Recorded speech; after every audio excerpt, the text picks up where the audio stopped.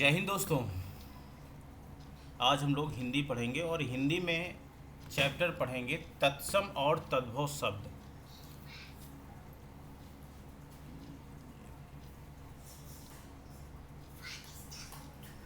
तत्सम और तद्भव शब्दों को अच्छे से पढ़ेंगे। अच्छा, ये क्लास मेरी पहली है तत्सम और तद्भव के लिए।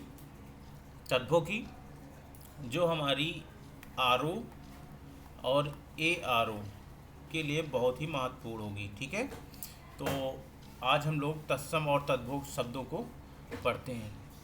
जैसे तत्सम किसे कहते हैं? किसी भी भाषा के मूल शब्दों को तत्सम शब्द कहते हैं। ठीक है ना, मूल शब्दों को तत्सम शब्द कहते हैं। हिंदी की मातृभाषा संस्कृत होने के कारण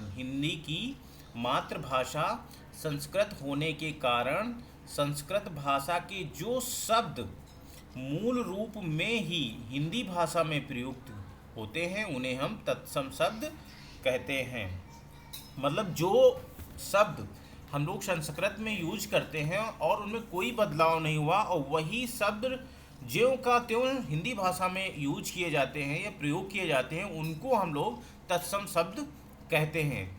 जैसे आम्र, खरपर, ठीक है ना, तिक्त, त्वरित, ये जो सारे शब्द हैं ना, ये सब तत्सम शब्द हैं। मतलब संस्कृत में भी ऐसे ही बोले जाते हैं और हिंदी में भी ऐसे बोले जाते हैं। तो ज्यों का त्यों, ठीक है ना, ज्यों का त्यों मतलब जैसे संस्कृत में बोले जाते थे वैसे हम इनको हिंदी में प्रयोग करते हैं, तो वो क्या कहलाते हैं? हमारे तत्सम शब्द कहलाते हैं। अब आ जाएंगे हम तद्भव शब्द।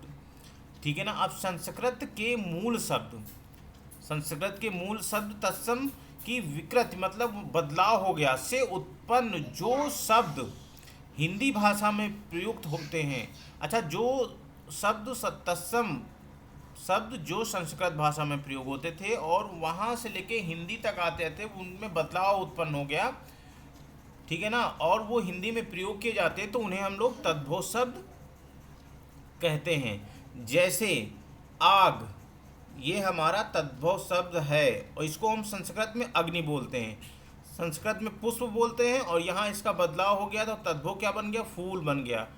संस्कृत में हम प्रिय बोलते हैं और यहाँ हम पिया बोलते हैं। ठीक है ना, तो ये बदलाव जो हो गया वो तद्भव शब्द कहते हैं। जो संस्कृत शब्दों के मूल शब्दों में जो बदलाव हो गया, विकृति हो गई है, उनका हिंदी भाषा में जो प्रयोग होता है वो तद्भव शब्द कहलाते हैं। ठीक है ना, आइए कुछ शब्दों को देखते हैं। जैसे तत्सम और तद्भव शब्दों को पहचानने के कुछ नियम। अच्छा, कुछ ऐसे नियम हैं जिनको आप देखेंगे और तुरंत पहचान जाएंगे कि ये तद्भव है या तत्सम है। ठीक है ना, जैसे पहला नियम हम देखते हैं, तत्सम शब्द में हमेशा आपको श मिलेगा। ये कौन सा सा है? मूर्धन्य श है। इसको क्या बोलते हैं? मूर्धन्य श बोलते हैं। ठीक है ना, मूर्धन्य शकार श। ठीक है ना, तो ये जो सा आपको मिलेगा ये आपको संस्कृत भाषा में सबसे ज़्यादा प्रयोग होता है और ये तत्सम शब्दों में ही प्रयोग होता है। ठीक है ना, अब तत्सम और तद्भव कुछ शब्द दिए गए हैं और मूर्धन्य शकार सा से बने हुए हैं। जैसे कृषक, ये हमारा तत्सम शब्द है और कृषक का तद्भव क्या होगा? किसान होगा। ठीक है ना, आशीष, देखो यहाँ पर सा है तो ये आशीष हो जाएगा। उपवेष्टन, ओढ़ना, ठीक है, काष्ठग्रह, कटहरा, काष्ठपात्र, कठौता। कठौता पता है आपको क्या बोलते हैं? कठौता वो होता था जब गांव में, जैसे जो गांव में क्या होता था, जो पुराने लोग होते थे और क्या होता, जैसे शाम को खाना वगैरह रहता था, बच जाता था, तो उसके कठौते के नीचे उसको सुबह के लिए ढक देते थे। ठीक है ना, लकड़ी का होता था, इसको कठौता बोलते थे। नेक्स्ट, तत्सम, सॉरी, ये हमारा है तत्सम शब्दों में री, जो री है ना की मात्रा का प्रयोग होता है। हमेशा ध्यान रखना, तत्सम जो शब्द है ना, री की मात्रा हमेशा तत्सम शब्दों में ही मिलेगा। जैसे देखो, तद्भव में कचहरी बोलते हैं, कचहरी को तत्सम में क्या बोलते हैं? कृतिग्रह। ठीक है ना, इसमें आपको हमेशा री मिलेगा। ठीक है ना, झनकार, झनकार को झंकृति होता है। ये जो मात्रा है ना, ये री की मात्रा है, ठीक है ना।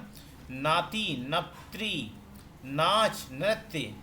पिता, पिता को पितृ बोलते हैं, ठीक है ना। बुआ को बोलते हैं पितृस्वसा, ठीक है ना। तो ये बुआ को बोलते हैं। तो ये हमेशा ध्यान रखना, तत्सम शब्द आपको अगर पहचानने को आ जाएगा तो वहाँ पर आपको री की मात्रा अगर दिख गई तो वो तत्सम शब्दों में ज़्यादा प्रयोग होता है, ठीक है ना। अब आपको तीसरा नियम हम पढ़ते हैं। तत्सम शब्दों में री, रा की मात्रा का प्रयोग होता है, ठीक है ना। ये रा की मात्रा का प्रयोग होता है। देखो, तद्भव और तत्सम, इसकी मात्रा का प्रयोग होता है। जैसे आम है तो आम्र हो जाएगा, ये रा की मात्रा है, ठीक है ना। तांबा है तो ताम्र हो जाएगा। गंवार है तो ग्रामकार या ग्रामीण हो जाएगा। जागना है तो जागरण हो जाएगा। तमचूर है तो ताम्रचूर्ण हो जाएगा, ठीक है ना। गर्दन का तत्सम ग्रीवा हो जाएगा। तो ये री की मात्रा का जो प्रयोग होता है, ये नीचे जो लगता है, ये आपको तत्सम शब्दों में ही आपको मिलेगा, ठीक है। तत्सम शब्दों में प्रायः त्रा का प्रयोग होता है, ठीक है ना। तत्सम शब्दों में प्रायः त्रा का प्रयोग होता है। जैसे ये तद्भव है और ये तत्सम, तो यहाँ आपको त्रा की मात्रा, त्रा का प्रयोग होगा, सॉरी, त्रा का प्रयोग होता है, मात्रा नहीं। कपूत को हम कुपुत्र बोलते हैं, देखो यहाँ त्रा का प्रयोग हुआ। जहाँ, यत्र बोलते हैं, ठीक है ना। चीता, चीता को चित्रक बोलेंगे। तिगुना, तिगुना को त्रिगुण बोलेंगे। तिपाई, तिपाई को त्रिपाद बोलेंगे, ठीक है ना।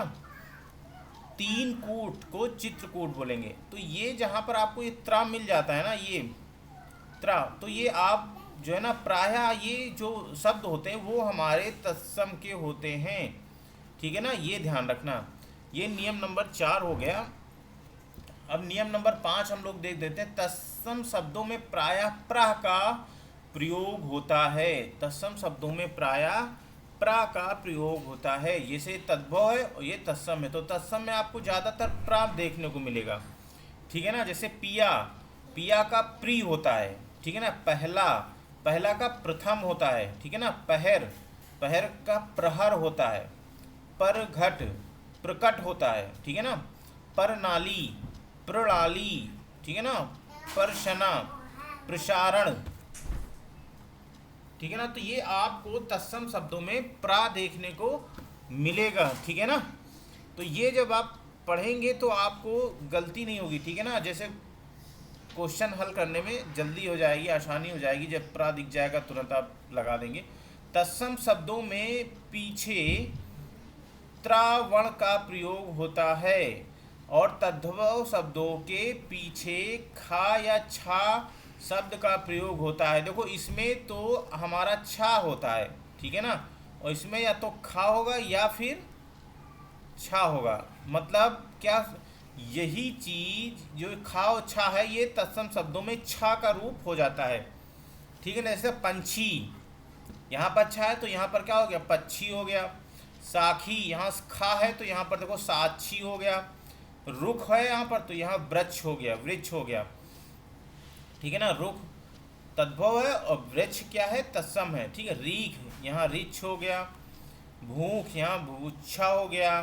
भीख, यहाँ भिक्षा हो गया, ठीक है ना। तो ये जहाँ पर आपको छा दिखने को मिलेगा ना, वहाँ तत्सम शब्द होने की संभावना होती है। और जहाँ पर ये खा दिख गया तो वहाँ पर तद्भव शब्द होते हैं, ठीक है ना। अब हम देखेंगे नियम नंबर 7।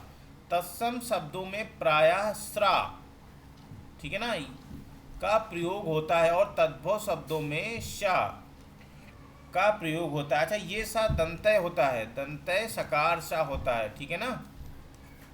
दंतय सकार सा होता है और ये आपको तद्भव में मिलेगा और ये आपको तत्सम में मिलेगा, ठीक है ना। ये श्रा जो है आपको तत्सम में मिलेगा और ये सा जो है दंतय सकार वाला, ये आपको तद्भव में मिलेगा। जैसे धन्ना सेठी, ठीक है ना। धन्ना सेठी, धन्ना सेठी को तत्सम में क्या लिखें, धन श्रेष्ठी, ठीक है ना।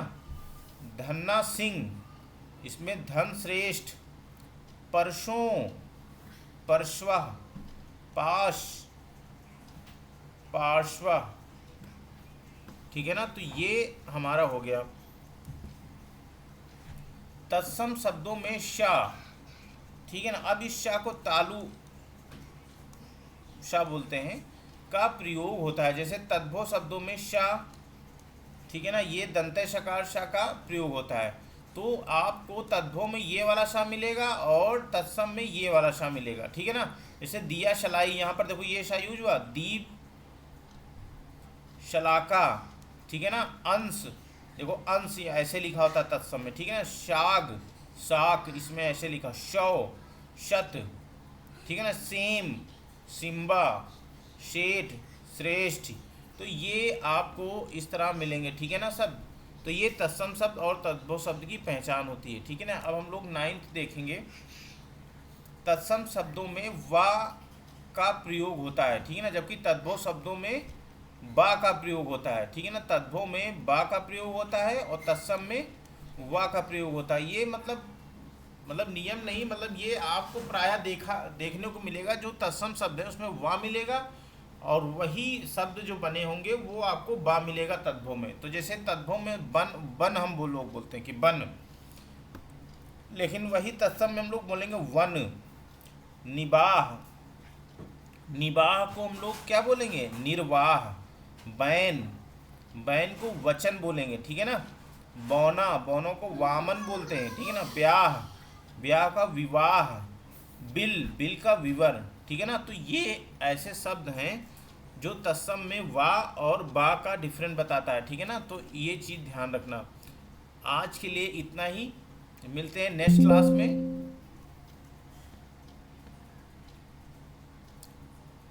ठीक है, जय हिंद दोस्तों।